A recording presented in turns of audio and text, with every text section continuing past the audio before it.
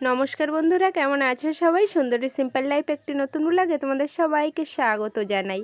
তো আজকে এখন সকাল বাজে 7:30টার মতো, আর আমার স্নান করা, পুজো দেওয়া সব হয়ে গেল। আনুষেরও স্নান করা হয়ে গেল। তো আজকে একটা আলাদা ধরনের ব্লগ, সাথে থাকো, দেখতে থাকো, আশা করছি তোমাদের অনেক ভালো লাগবে। তো আমরা কোথায় যাচ্ছি, আনুষ, আমি, মেজদি রেডি হয়ে গিয়েছি। কোথায় যাচ্ছি সবটাই তোমাদের সঙ্গে শেয়ার করব। তো আমরা এখন অটোতে যাচ্ছি, আনুষ, আমি, আনুষের জেঠিমা। আমরা যাচ্ছি কোথায় জানিস আনুষ? জানিস কোথায় যাচ্ছি? ঠাকুর আনতে যাচ্ছি, মা কালী আনতে। দেখো, এই যে এই পাহাড়ের উপরে আমার পিসির ঘর। পিসি একাই থাকে ওই জায়গা মন্দিরে। তো ওইখান দিয়ে ঠাকুর এখন নিচে ঘর বানিয়েছে, সেইখানে নামাবে। তো আমরা এখানেই যাচ্ছি, পুরো পাহাড়। এই যে সবাই আসে, আরও অনেকেই উপরে চলে গেছে। ওই যে আনুষ আর আনুষের জেঠিমা নিচে। আসো তাড়াতাড়ি করে, অনেক পাহাড়। দিদি তো কোনোদিন আসো নাই না? আমরা ছোটবেলায় কত এই দেখো আরো বাচ্চারা যাচ্ছে সাথে।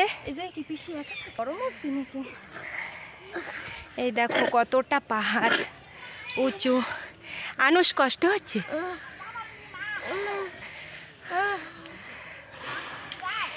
চলে আসলাম অনেকটা কাছে।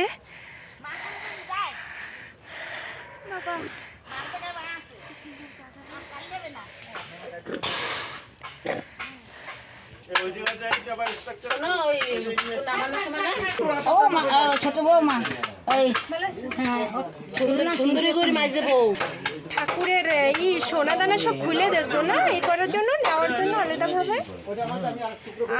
এই যে মেজদাই নিয়ে যাবে। মেজদাই মন্দির বানাইছে, যে দাদা নিয়ে যাবে। কি তোর খুশি লাগতেছে? নিয়ে যাবে? বিশাল খুশি। না, এই জায়গা থাকলেই ভালো। না নতুন মন্দির হয়েছে, বিশাল খুশি। কেন আসি নাই?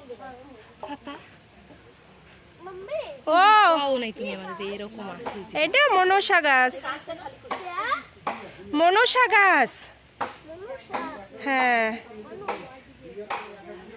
এই যে এই বাড়িতে পিসি থাকতো একা একা সবসময়, আর পিসি এই কালীমার পুজো করতো। এই বট গাছে ফল আমি প্রথম দেখলাম।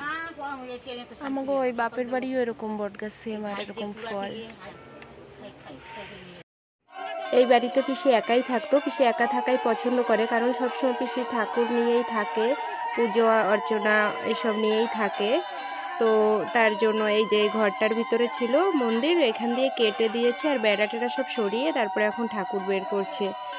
তো এখন দাদা ঘর বানিয়েছে, এখন নিয়ে যাবে পিসিকে ওইখানে, কারণ বয়স হয়ে গিয়েছে পিসির, তার জন্য।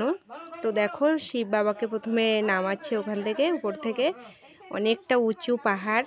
দেখো তোমরা তো দেখলেই আসার সময়, আমরা মানে পুরোটা শ্বাস ঘন হয়ে যায়। এখানে কত বড় একটা মনসা গাছ আছে, সেটাও তো তোমাদের দেখিয়েছি, আর পিসিকে দেখাচ্ছি। এই যে এখন শিব বাবাকে নিয়ে যাচ্ছে নিচের দিকে। আর এই যে ত্রিশূল, অনেক জিনিসপত্রই তো ছিল, এক একটা করে নিয়ে যাবে। ঠাকুর তো সব একসঙ্গে পারবে না। এই ঠাকুরগুলো সিমেন্টের ঠাকুর, আর যখন এই ঠাকুরগুলো বানিয়েছিল তখন মানে এই উপরে রেখেই বানিয়েছিল, এখানে পিসির ঘরে মন্দিরে বসে, নিচে থেকে তোলা হয়নি। তো এখন আর এখানে থাকবে না, পিসিকে একা দাদারা রাখতে চায় না। এদিকে দেখো আমার বাদরটা কি করছে, একটু চান্স পেয়েছে, কি শুরু হয়ে গিয়েছে বদমাশি। ঠাকুর নিতে আসছি, মা বাবারে নিয়ে যাবো, নতুন মন্দিরে প্রবেশ করবে মা বাবা। আশেপাশ থেকে অনেকেই এসেছে, ঠাকুরকে নিয়ে যাবে, তাই দেখতে ঠাকুরের সাজাগোজাগুলো খুলে রাখাতে যেন একটু অন্যরকম দেখাচ্ছে, আবার সাজিয়ে দিবে, নিয়ে যাবে তো তাই সব ওগুলো খুলে রেখেছে।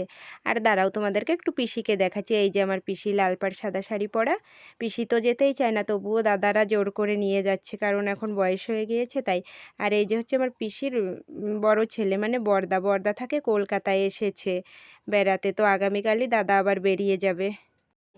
এখন দেখো মা কালীকে মন্দিরের ভেতর থেকে বের করে বাইরের দিকে নিয়ে আসে। অনেকটা ভারী ঠাকুর যেহেতু, তাই সবাই মিলে অনেকজন লাগবে।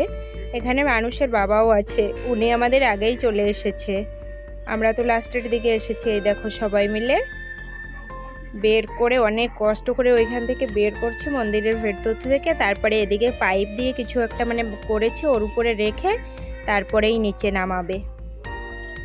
যাক, অবশেষে ঠাকুর দেখো বেরিয়ে গেছে নিচে, মানে অনেক কষ্ট করে বেরোলো।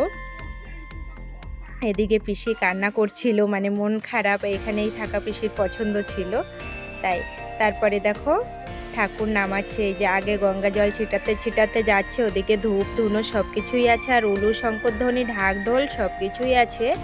আর পেছনে ঠাকুরকে নিয়ে আসছে, মানে সবাই মিলে দেখো কত লোক মিলে, ঠাকুরের যেন কোনো অসুবিধাই না হয়, ঠিক যেন হিমালয় পর্বতের মতো নামছে উপর থেকে, দেখো এতটা খাড়া উঁচু পাহাড়।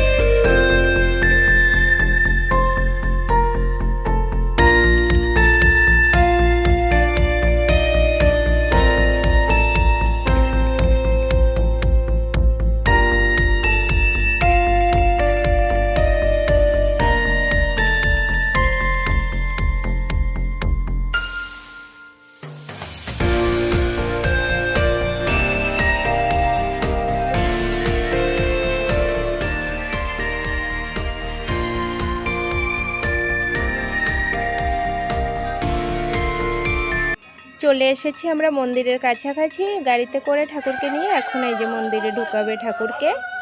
দেখো প্রথমে নিচে নামানো। দাদা কবে বের হবি? কালকে।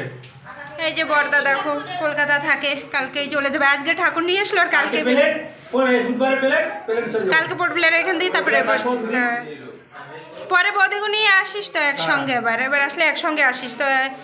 কদিন থাকলি? 1 মাসের মতো না? হ্যাঁ ভালো হলো, এখন মনে হচ্ছে তুই আইসিস দেখেই ঠাকুর নামানো হয়েছে।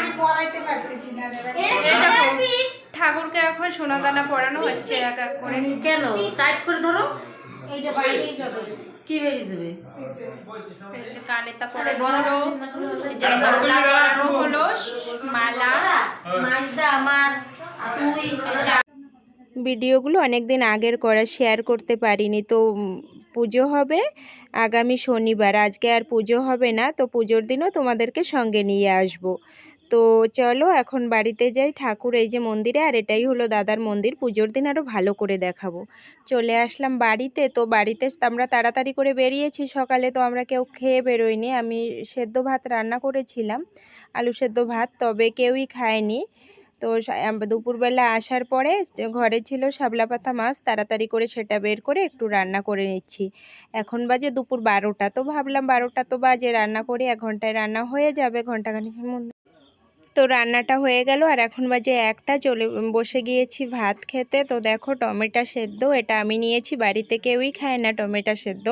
ওদিকে আছে আমের চাটনি, একটু আছে স্যালাড, আর ওই মাছের তরকারি, একটাই তরকারি কেবল যেটা নামালাম। চলো ভাতটা খেয়ে নিই, ভিডিওটা এখানেই শেষ করছি। সবাই ভালো থেকো, সুস্থ থেকো, সাবধানে থেকো, খুব শীঘ্রই দেখা হবে একটা নতুন ব্লগে।